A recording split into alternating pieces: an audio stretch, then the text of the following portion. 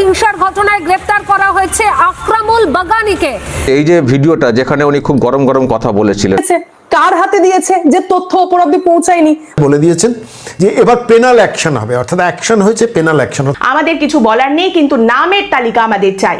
বিদায়ী মুখ্যমন্ত্রী মমতা ব্যানার্জি তিনি কিন্তু পালাচ্ছেন, যেটাকে নিয়ে খুব হইচই পড়ে গেছিল।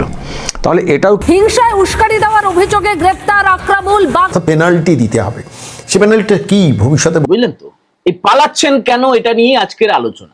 তা না হলে কিন্তু হবে না। আমরা এখান থেকে কোথাও কি প্রশাসনের নির্দেশেই উনি এসব করেছিলেন, করে মানে একটু গরম গরম কথা বলে মানে যারা যাচাই এবং ঝাড়াই বাছাই করছেন তারা তো অন্ধ নন, তারা তো তথ্য দেখছেন। এবং সেখানে আপনাদের একটু মনে করিয়ে দিই, পিসি যখন ক্ষমতায় এসেছিলেন, মানে এই মমতা ব্যানার্জি যখন ক্ষমতায় এসেছিলেন, বলবো, কিন্তু সেই পেনাল্টিটা কতটা মারাত্মক হতে পারে এই রাজ্যের তথাকথিত আইপ্যাক। মানুষকে শান্ত মানে পক্ষে টেনে অবরোধটা ক্লিয়ার করে দিয়েছেন, যাতে এমন একটা কথা তো বলা রয়েছে যে কোন নথি লাগবে কোনটা লাগবে না। যদি আপনি আপনার অ্যাডমিট কার্ড দিয়ে থাকেন তাহলে আপনার নিয়ন্ত্রিত এক শ্রেণীর আমলা WBPS, IS বা IPS এর ওপর।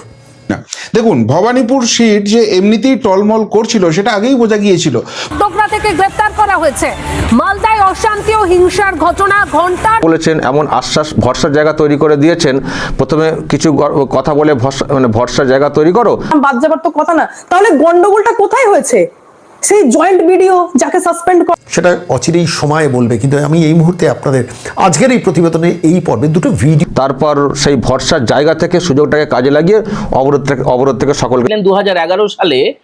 তারপরে সবচেয়ে বড় কেলেঙ্কারিটা হয়েছিল সারদা। প্রথমে SIR এর ধাক্কা, তারপর অ্যাডজুডিকেশনের ধাক্কা, এতটাই সেখানে উঠবো না, আমরা কোনো কাহিনীতে ভুলবো না, ইতিহাস দেখবো না, ললিপপ খাবো না, আমরা এখানেই পড়ে সরিয়ে নিয়ে চলে এসো। তাহলে কি এই কৌশল মেনটেন করার জন্যই কি মোফাক্কেরুল ইসলাম দেখাবো। আপনারা জানেন কালিয়াচক কাণ্ড, কালিয়াচক কাণ্ডে তীরটাকে মমতা বন্দ্যোপাধ্যায় ঘুরিয়ে দেওয়ার চেষ্টা করছেন। কখনো বলছেন মুম্বাই হচ্ছে, সেই রকম জায়গায় গন্ডগোলটা হয়নি তো, এটাও জানতে হবে। সত্যি SIR গন্ডগোল করারই চেষ্টা করা হয়েছে, যেখানে জুডিশিয়াল অফিসারের যে হয়ে গিয়েছিল যে খোদ মমতা বন্দ্যোপাধ্যায় ভবানীপুর কেন্দ্র ভোট ঘোষণা হয়ে যাওয়ার 10 দিন পরেও ছাড়তে পারছিলেন না। এই কথাগুলো ওখানে বলেছিলেন, মানে সবটাই কি ওই প্রশাসনের লোকজনদের নির্দেশে? তার মানে ঘুরিয়ে বললে তাহলে কি আমরা দেখতে পাচ্ছি এসেছেন এবং নিষ্পত্তি করছেন। এখানে আমরা আশাবাদী যে সঠিকভাবে কাজ হবে। থেকে হয়েছে, কখনো বলছেন আমার CID তো গ্রেফতার করেছে, NIA আসার আগে আমার CID গিয়ে বাগডোগরায় এয়ারপোর্ট থেকে একদম গ্রুপ স্তরের যারা তৃণমূল স্তরের যারা কর্মী আছে, বুথ স্তরের কর্মী আছে, তাদের নিয়ে তিনি পড়ে থাকছিলেন।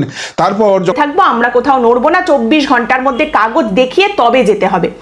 এই কথাগুলো কে বলছেন? আপনারা জানেন যে মালদার পর ঘন্টা ধরে অবরুদ্ধ হয়েছিল জাতীয় সড়ক মালদার বিভিন্ন প্রান্তে। নারায়ণপুর, সুজাপুর, কালিয়াচক একাধিক জায়গা থেকে প্রশাসনিক লোকজনেরাই কি তাহলে মোফাক্কেরুল ইসলামকে ইউজ করার চেষ্টা করেছেন, বা পুলিশ কি তাহলে এই মোফাক্কেরুলকে ইউজ করে ইলেকশন কমিশনের যে কাজটি আছে না, এগুলি যৌথভাবে করার কাজ। রাজ্য সরকারেরও সাপোর্ট থাকবে, কমিশনেরও সাপোর্ট থাকবে, তারপর যৌথভাবে। কোথাবাড়িতে যে পরিস্থিতি তৈরি হয়েছিল, যেখানে বিচার বিভাগীয় আধিকারিকদের আটকে রাখা হয়েছিল, বাইরে রীতিমতো বিক্ষোভ তাণ্ডব, সবকিছু বন্ধ করে রাখা হয়েছে, হটানোর চেষ্টা করেছে।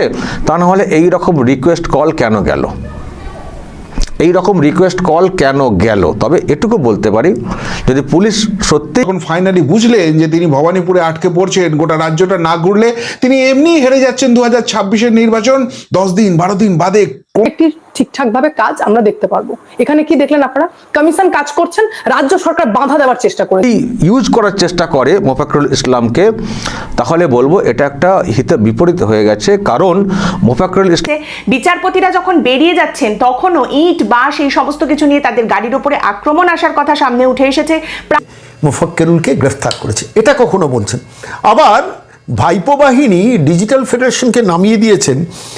ওখান থেকে হয়তো অবরোধটাকে উঠিয়েছিলেন উনি, ভরসার জায়গা তৈরি করে আবার সবাইকে সরিয়ে হয়তো এনেছিলেন, কিন্তু ওনার কমিশন কাজ করে চলেছেন, রাজ্য সরকার সুপ্রিম কোর্টে ছুটে বেড়াচ্ছেন। তাহলে এইভাবে তো আমাদের রাজ্যেরই তো খারাপ হচ্ছে। খারাপটা কারো। আকরামুল বাগানি মোফাক্কেরুলের সঙ্গে যিনি ধরা পড়েছেন, তার হয়ে কলকাতার রাজপথে নেমে পড়েছেন। কি সুন্দর মিল পাচ্ছেন। প্রাণ সংশয়ের কথা তারা প্রকাশ করছেন এবং এই সমস্ত পরিস্থিতিতে বাইরে গাড়ির ওপরে দাঁড়িয়ে চিৎকার করে এই কথা ওই বক্তব্য, ওই ভাষণ সোশ্যাল মিডিয়ার মাধ্যমে যারা ছড়িয়েছেন তার মাধ্যমে কিন্তু ওটা আমার আপনাদের হচ্ছে ক্ষতি কার হলো, লাইনে কাকে দাঁড়াতে হলো, কার হলো, সাধারণ মানুষের হলো, কাদের জন্য? কেলেঙ্কারি, সারদা কেলেঙ্কারিতে হাজার হাজার লক্ষ লক্ষ মানুষ প্রতারিত, চোখের জল, এবং তার সঙ্গে তৃণমূল বেড়ে গেছে। ওটা উস্কানি। বলছেন মোফাক্কেরুল ইসলাম। দেখুন এখন না, যদি উনি শুধু ওই এলাকায় বলতেন, ওই এলাকার মধ্যে সীমাবদ্ধ থাকতো। রাজ্য সরকার ঝামেলা করে চলেছে কমিশনের সাথে, তাহলে এই কেউ মিথ্যে কথা বললে খুব তাড়াতাড়ি সেটা ধরা পড়ে যায়। তৃণমূলের কতটা যোগ, একদম অবিচ্ছেদ্য ভাবে যোগ পিসির সঙ্গে, তাহলে কিন্তু বিষয়টা অন্য টাইপের হতো। কিন্তু সেম ব্যাপারটা আমাদের রাজ্যে হচ্ছে যে রাজ্য সরকার কেন্দ্র যোগ, পিসির মন্ত্রীদের সঙ্গে যোগ, পিসির নেতা। ওনার বক্তব্য যেভাবে সোশ্যাল মিডিয়াতে সরকারের সাথে ঝামেলা করে আসল ভুক্তভোগী একটু ভালো করে ভেবে দেখুন তো কে আছে পেছনে। প্লট তো গভীর। বিশেষ করে এই ইন্টারনেটের যুগে যেখানে নারী নক্ষত্র সবকিছু সামনে ছড়ানো হয়েছিল, লাইভ টেলিকাস্ট করা হয়েছিল। কে? মমতা ব্যানার্জি না তো, আমরা বেরিয়ে আসে, সেখানে মিথ্যে কথা খুব বেশি দিন চালানো যায় না। মালদার এই যে এতে কিন্তু একটা বুমেরাং হয়ে গেছে, ভালো করে বুঝবেন দর্শক। এ তো বলার কিছু অপেক্ষা রাখে না। আচমকা ওই মোফাক্কেরুল গিয়ে আন্দোলনটাকে এদের সঙ্গে যোগ, পিসির সাংসদদের সঙ্গে যোগ, এমএলএদের সঙ্গে যোগ। তারপরে আমরা দেখলাম এই পিসি আসলে ডিপ্রাইভ কে হচ্ছে? আমরা। চাকরি কার গেল? আমাদের। আর্থিকভাবে ক্ষতিকার ঘটনা ঘটলো, বিচার বিভাগীয় আধিকারিকদের আটকে রাখা ঘন্টার পর ঘন্টা, দুপুর থেকে মাঝরাত পর্যন্ত। আমিষই করে দিলেন, এটা ভাবার মতো নির্বোধ, অন্তত বাঙালি। যদি মনে হয় যে মোফাক্কেরুলকে দিয়ে ওই এলাকার অবরোধকে ওঠানোর জন্য ব্যবহার করার চেষ্টা হয়েছে, কোনো রকমে বেরোলেন, কিন্তু সেখানে একের পর এক হেভিওয়েট নেতাকে আটকে রেখে সেই সময় দেখা গেছে একটা দীর্ঘ সময় রাজ্য প্রশাসন, পুলিশ, কেন্দ্রীয় বাহিনী, নির্বাচন কমিশনের কোনো আধিকারিক কেউ সে কিন্তু এটা একরকম ভাবনা থেকে হয়তো পুলিশ করতে গেছে বা প্রশাসনের নয়, পেছনে একটা বৃহত্তর প্লট আছে।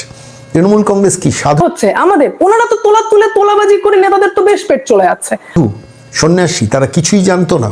আমি আজকে এই প্রতিবেদন লোকেরা করতে গেছেন, কিন্তু এই যে লাইভ টেলিকাস্ট হয়েছে ইত্যাদি হয়েছে, আর উনি যে জায়গায় পৌঁছায়নি, কেউ ধারে কাছেও আসেনি।